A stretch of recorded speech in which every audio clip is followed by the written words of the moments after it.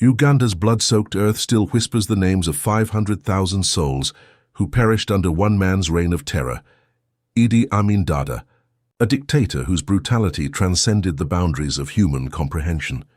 This is the untold story of a monster whose appetite for violence knew no bounds, whose reign transformed a prosperous nation into a charnel house of unimaginable horror.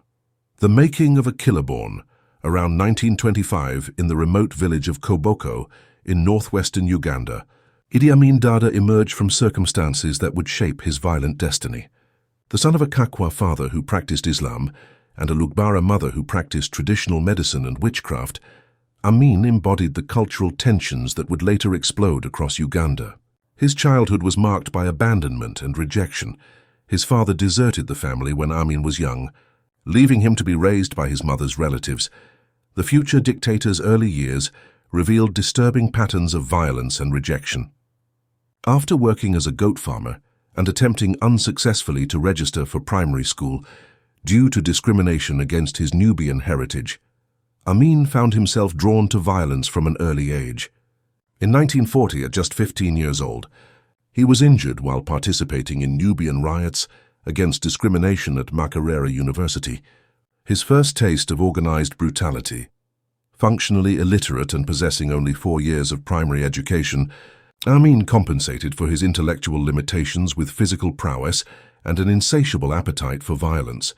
Standing 6 feet 4 inches tall and weighing 280 pounds, his imposing frame caught the attention of British colonial officers who valued brawn over brains. In 1946, at age 21, he enlisted in the King's African Rifles, KAR, beginning a military career that would teach him the art of brutalizing civilians. Colonial training in brutality. The British Colonial Army provided Amin with a masterclass in organized violence disguised as military service. Rather than learning conventional warfare, Amin received extensive training in suppressing civilian populations through terror and intimidation. His formative military experiences came during the brutal suppression of the Mau Mau uprising in Kenya between 1952 to 1957, where he learned that extreme violence against unarmed civilians was not only acceptable, but rewarded. British officers, impressed by what they called his thirst for blood and murder, promoted Amin rapidly through the ranks. They described him as a brilliant chap, precisely because of his willingness to commit atrocities without hesitation. The colonial military structure cultivated a militarized version of masculinity that prized ruthless violence, creating loyal warriors who would kill without question. By 1958, Amin had been promoted to warrant officer and platoon commander, receiving the Sword of Honor in 1959 for his military service that included mass murder operations in Turkana. His British superiors elevated him to lieutenant, despite his barely passing written examinations, valuing his capacity for violence over intellectual capability. This colonial training would later manifest in the systematic brutality he unleashed upon his own people. The violent patriarch behind closed doors, Amin's violent nature revealed itself most starkly in his treatment of women, particularly his wives, who bore the brunt of his sadistic tendencies. His marriage patterns demonstrated a calculating predator who used violence to control and terrorize those closest to him. Amin married at least 7 women officially and fathered up to 60 children, treating his family as personal property to be dominated through fear. His first wife, Sarah Mutesi Kibedi, who converted to Islam and took the name Malyam, experienced firsthand the monster behind Amin's public facade. After discovering his infidelity in 1965, she confronted him only to watch him marry his mistress, Kay Adroa, as his second wife, while keeping Malyam trapped in the marriage through financial dependence and threats. Amin forced both women into a degrading rotation system, spending alternate weeks with each wife, while continuing numerous affairs. When his pregnant wife, Malyam and Kay, confronted him about another mistress, Nora Aloba Enin, Amin's response revealed his true nature. He went berserk, punching and knocking both women to the floor, beating them for several minutes before leaving them concussed, bruised, and bleeding. Malyam, 8 months pregnant at the time, nearly lost her child due to the savage assault. This pattern of domestic violence escalated throughout his marriages, with each wife serving as a rehearsal for the brutality he would later inflict on an entire nation. The most chilling example of Amin's personal cruelty came when he forced Sarah Kyolaba to marry him in 1974. Sarah had been engaged and pregnant with her fiancé's child when Amin decided he wanted her. He ordered the killing of her fiancé, then organized a wedding celebration attended by visiting African heads of state, forcing the traumatized young woman to smile as she married her lover's murderer. This public display of cruelty demonstrated how Amin weaponized personal violence for political theater. The State Research Bureau, factory of death within months of seizing power, Amin established his most feared instrument of terror, the State Research Bureau, SRB. Housed in a deceptively innocent pink L-shaped building on Nakasero Hill in Kampala, this facility became Amin's personal murder factory, where up to 3,000 agents carried out systematic torture and execution. The building's benign appearance masked horrors that defied human comprehension. The SRB transformed ordinary office spaces into chambers of unimaginable horror. Reverend George Luquia, one of the few survivors, described the hellish conditions. Prisoners were crammed into 10 by 16-foot cells with up to 60 other inmates, where corpses were left to decompose for weeks, filling the air with the stench of death. Guards would hammer victims to death over 10 excruciating minutes, while women faced the swift brutality of throat-slitting. Torture methods employed by Amin's forces included beatings with barbed wire, electric shocks, amputations, burning with hot plastic, and psychological torment through death threats. Prisoners endured weeks without water, becoming so desperate they consumed each other's urine to survive. The lucky ones received food twice a week. Most starved alongside the rotting corpses of their fellow inmates. The systematic nature of these atrocities revealed a deliberate program of dehumanization designed to break the human spirit before ending human life. The expulsion of Uganda's Asian community. August 4, 1972, Amin announced one of his most devastating policies, the expulsion of Uganda's entire Asian population, giving 80,000 people of Indian descent just 90 days to abandon the country they called home. Amin claimed divine inspiration for this act of ethnic cleansing. Initially targeting only British subjects of South Asian origin, the decree rapidly expanded to include all Asians, regardless of citizenship status. The expelled families faced severe restrictions. Each person could take only $120 and 485 pounds of belongings. Amin's regime confiscated 5,655 businesses, farms, ranches, and estates, distributing them to cronies who lacked the expertise to operate them effectively. This economic vandalism, combined with international sanctions, triggered hyperinflation reaching 300% annually and devastated Uganda's economy for decades. The human cost was immeasurable. Families torn from multi-generational roots, children separated from ancestral lands, and an entire community's contributions to Uganda's development erased overnight. While 27,200 refugees found sanctuary in Britain, thousands more scattered across Canada, India, Kenya, and Pakistan, carrying with them the trauma of forced displacement. Many elderly Asians died from the shock of displacement, while young children lost their sense of identity and belonging forever. Systematic persecution of Christians. Despite Uganda's Christian majority comprising 60% of the population, Amin specifically targeted followers of Christ for elimination. The Lambi and Acholi tribes, predominantly Christian communities, bore the heaviest burden of his wrath. Amin's spies infiltrated church services, meticulously documenting congregants who would later vanish into the night. The dictator's anti-Christian campaign reached genocidal proportions as pastors disappeared, bishops fled into exile, and ordinary believers faced execution for their faith. Some victims were shot outright, others endured prolonged torture, and the most unfortunate were fed alive to crocodiles. The Uganda martyrs at Namugongo became symbols of resistance, as 45 Christian converts chose death over renouncing their beliefs. Churches became particular targets for Amin's rage, with entire congregations disappearing after Sunday services. Bibles were burned in public squares, while Christian symbols were defaced and destroyed. The systematic nature of this persecution revealed Amin's understanding that Christianity represented an alternative moral authority that threatened his absolute. control over Ugandan society, the butcher's personal involvement. Amin didn't merely orchestrate violence from afar. He actively participated in the slaughter with sadistic pleasure. Witnesses reported seeing the dictator personally order torture sessions and executions, often demanding to be left alone with victims' bodies. His former health minister, Henry Kiemba, testified that Amin boasted about consuming human flesh and engaged in blood rituals with corpses. The allegations of cannibalism, while disputed by some historians, were corroborated by numerous witnesses who observed Amin's disturbing behavior around deceased victims. Whether literal or psychological, these accounts reveal a leader whose depravity exceeded normal human boundaries, using fear and revulsion as weapons against his own people. Amin would reportedly keep severed heads in his personal refrigerator and force prisoners to perform sexual acts on corpses before their own execution. Public executions became theatrical displays of Amin's power, with bodies left as warnings to potential dissidents. In one particularly brutal incident, he ordered the execution of 12 government officials by firing squad at Kampala's clock tower, demonstrating that no one, regardless of position, was safe from his paranoid rage. He would often invite foreign diplomats and journalists to witness these executions, using international attention to amplify the terror he sought to instill.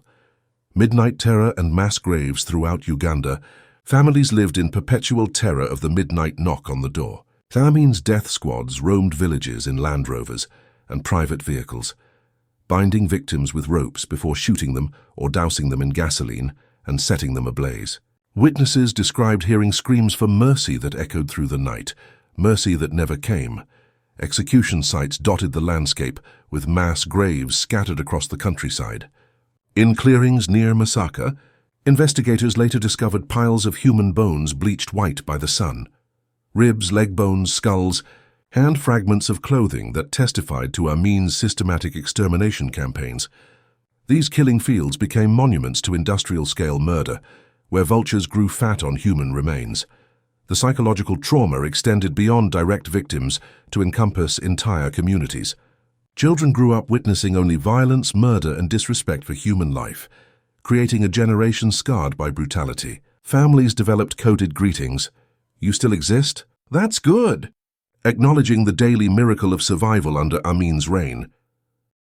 Parents would wake each morning uncertain whether their children would return home alive, while children learned to sleep lightly, always ready to flee at the first sound of approaching vehicles. Economic devastation and social collapse. Amin has misrule extended far beyond physical violence to encompass economic destruction that impoverished an entire nation. The expulsion of the Asian business community eliminated the entrepreneurial class that had driven Uganda's economy, while Amin's cronies proved incapable of managing the confiscated enterprises. Within 2 years of the expulsion, most seized businesses had collapsed, leaving thousands unemployed and destroying the commercial infrastructure that had taken decades to build. Critical institutions crumbled under the weight of corruption and incompetence. The education system collapsed as intellectuals fled or faced execution, while healthcare deteriorated as medical professionals became targets for persecution. Agricultural production plummeted as farmers abandoned their fields to avoid Amin's roving death squads. By 1978, Uganda's GDP had contracted by over 25%, transforming one of Africa's most prosperous nations into an economic wasteland. The dictator's megalomania manifested in grandiose construction projects and self-aggrandizing ceremonies while ordinary Ugandans faced starvation. He awarded himself numerous titles, including Conqueror of the British Empire and Last King of Scotland, building a cult of personality around his image while the nation's infrastructure crumbled. State resources were diverted to fund lavish celebrations of Amin's ego, while hospitals lacked basic medical supplies and schools operated without textbooks or qualified teachers. International humiliation. The Entebbe raid. Amin's regime faced international humiliation during the 1976 Entebbe raid, when Palestinian and German terrorists hijacked an Air France flight and landed at Entebbe airport with Amin's apparent cooperation. The hijackers separated Jewish passengers from others, holding 103 hostages, while demanding the release of Palestinian prisoners. Amin publicly expressed support for the terrorists, posing for photographs with the hijackers and effectively becoming complicit in international terrorism. On July 3–4, 1976, Israeli commandos launched Operation Thunderbolt, a daring rescue mission that freed all but 3 hostages, while killing all 7 hijackers and destroying several Ugandan military aircraft. The raid lasted only 53 minutes, but dealt a devastating blow to Amin's international reputation and demonstrated the weakness of his military forces. The successful operation humiliated Amin on the world stage, revealing him as both a supporter of terrorism and an incompetent military leader unable to protect his own territory. The Entebbe raid marked a turning point in international perception of Amin's regime. Previously dismissed as merely an eccentric African dictator, Amin now stood exposed as a dangerous terrorist sympathizer whose regime threatened international security. The operation's success demonstrated that Amin's military was far weaker than his propaganda suggested, emboldening his enemies and undermining his domestic authority. The Uganda-Tanzania war and final collapse, Amin's downfall began with his strategic blunders, particularly the 1978 invasion of Tanzania that triggered a 6-month war. Seeking to divert attention from domestic economic collapse and growing opposition, Amin ordered his forces to occupy the Kagera salient in northern Tanzania, claiming the territory belonged to Uganda. This act of aggression proved to be his fatal mistake. Tanzanian President Julius Nyerere, long Amin's most vocal critic, mobilized his forces for a counter-invasion that would ultimately topple the dictator. Libyan leader Muammar Gaddafi sent troops and equipment to support Amin, but their intervention only prolonged the inevitable defeat. The Battle of Entebbe on April 7, 1979, saw Tanzanian forces destroy the Libyan airlift and kill over 300 Libyan soldiers, effectively ending foreign support for Amin's regime. Facing military defeat and economic collapse, Amin's support base finally crumbled. On April 11, 1979, Tanzanian forces and Ugandan rebels captured Kampala, ending 8 years of terror. The dictator fled into exile, first to Libya and later to Saudi Arabia, where he lived comfortably until his death in 2003. Despite calls for accountability, Amin never faced justice for his crimes, dying peacefully in Jeddah, while his victims' families continued to mourn their losses. Legacy of trauma and recovery, Amin's reign left Uganda profoundly scarred. With trauma reverberating through generations, virtually every family lost someone to his violence, creating a collective grief that persists decades later. Children who survived grew up with distorted concepts of authority and human dignity, requiring extensive social rehabilitation. The psychological damage proved as devastating as the physical destruction, with survivors suffering from post-traumatic stress disorder, depression, and anxiety that persisted for decades.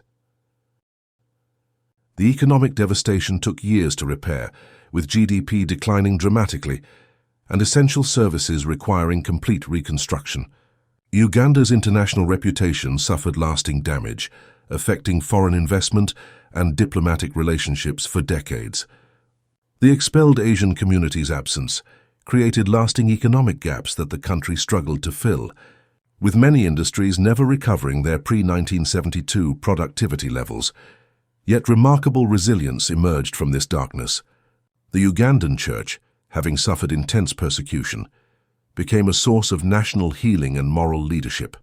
Bishop Festo Kivenger's call for relief, reconciliation, and reconstruction provided a framework for national recovery. International organizations like World Vision committed substantial resources to Uganda's rehabilitation, recognizing the scale of reconstruction needed. The children of Idi Amin's 60 children represent another tragic dimension of his legacy, with many struggling to escape their father's shadow. Some, like Taban Amin, initially followed violent paths, leading rebel groups that perpetuated cycles of violence. Others, like Jafar Amin, have attempted to rehabilitate their father's reputation, arguing that his crimes have been exaggerated. The most tragic cases involve children like Faisal Wangita, who was convicted of brutal gang murder in London, suggesting that violence may have been transmitted across generations. These children grew up with the knowledge that their father was responsible for mass murder, creating psychological burdens that few could comprehend. Some have spent their adult lives trying to atone for crimes they didn't commit, while others have struggled with mental health issues stemming from their traumatic heritage. Their stories serve as reminders that the victims of tyranny extend far beyond those directly targeted by violence. Conclusion: remembering the unthinkable. The story of Idi Amin represents one of humanity's darkest chapters, demonstrating how quickly civilization can collapse under tyrannical rule. His regime's systematic brutality, torture chambers masquerading as government offices, ethnic cleansing disguised as economic policy, and genocide perpetrated in the name of nationalism, reveals the depths of human capacity for evil. From his violent childhood and colonial military training to his brutal domestic relationships and systematic persecution of entire populations, Amin's life illustrates how individual pathology can metastasize into national catastrophe. His transformation from an illiterate hotel bellboy to Africa's most feared dictator demonstrates how institutional violence, unchecked power, and personal sadism can combine to create monsters of unprecedented cruelty. The international community's delayed response serves as a cautionary tale about the costs of political expediency over human rights. While Amin manipulated Cold War dynamics to maintain power, 500,000 Ugandans paid with their lives for global inaction. The failure to intervene early allowed a local tragedy to metastasize into a genocide that shocked the world. Today, the empty corridors of the former State Research Bureau stand as silent testimony to these crimes. While Uganda's recovery demonstrates remarkable human resilience, but the scars remain visible in the faces of survivors who lost everything to one man's insatiable appetite for violence. Their stories serve as eternal warnings that such darkness must never be allowed to flourish again, and that the price of ignoring genocide is measured in countless innocent lives. The name Idi Amin will forever symbolize the ultimate corruption of power, reminding future generations that vigilance against tyranny remains humanity's eternal responsibility. In remembering his victims, the Asian families torn from their homes, the Christians fed to crocodiles, the wives beaten and terrorized, the children orphaned and traumatized, we honor their suffering and commit ourselves to ensuring that such horrors never repeat in any corner of our world. Their blood cries out from Uganda's soil, demanding that we never forget the darkest side of human nature and never cease fighting against the forces that would unleash such evil upon the innocent.